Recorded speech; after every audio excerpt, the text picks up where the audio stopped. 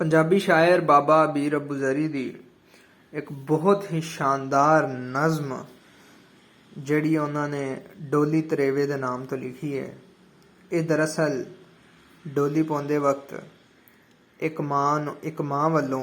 अपनी धी नूं नसीहत है कि पुत्र तू एक नवी जिंदगी का आगाज़ कर रही है, यह चीज़ों का ज़रा ख्याल रखी। सो की फरमाउंदे ने, धी नूं डोली पाउण वेले मां दी मत, दिल दीए बूटीए छिंदीए लाडो सुगड़ सियाणीए धीए नी, बू जरिया ने मत्तां बाजों दाज च देना की है नी, सजदे पै पै करा दुआवां थोड़ न कोई थिए नी, घर नूं भाग लगावे अल्लाह जग जग साईं जीए नी,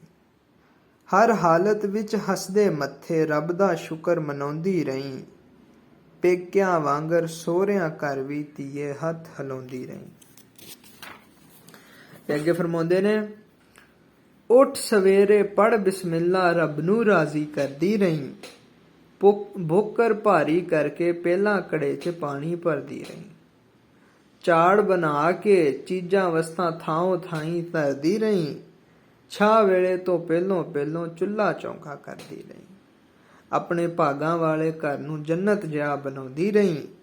पेकियां वांगर सोहरियां घर भी धीए हथ हिलाउंदी रही, धो सुखा के लीड़े लत्ते बीड़े टांके लाउंदी रही, मांज के जूठे भांडे टींडे बिस्तर धुप्पे पाउंदी रही, रिन पका के सस दे हत्थीं जीआं नूं वरताउंदी रही, धीआं वांगर बीबी बन के सस नूं सुख पहुंचाउंदी रही, हाँ जी मां जी जी दा सबक पकाउंदी रही, पेकियां वांगर सोहरियां घर भी धीए हथ हिलाउंदी रही। ते अगे कहंदे ने, धीआं घरी समांदियां नाही कह गए वड वडेरे ने, साडे वांगर छिंदिए धीए ओ भी मापे तेरे ने, जैसे इत्थे शाम सवेरे ओथे शाम सवेरे ने,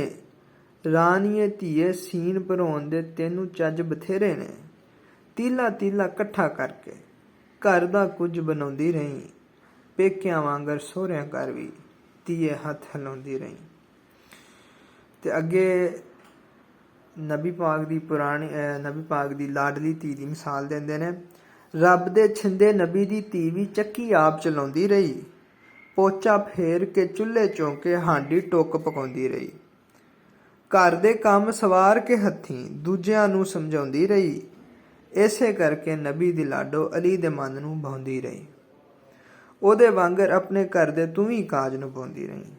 पेकियां वांगर सोहरियां घर भी धीए हथ हिलाउंदी रही। एदों वत्ते अल्लाह जाने,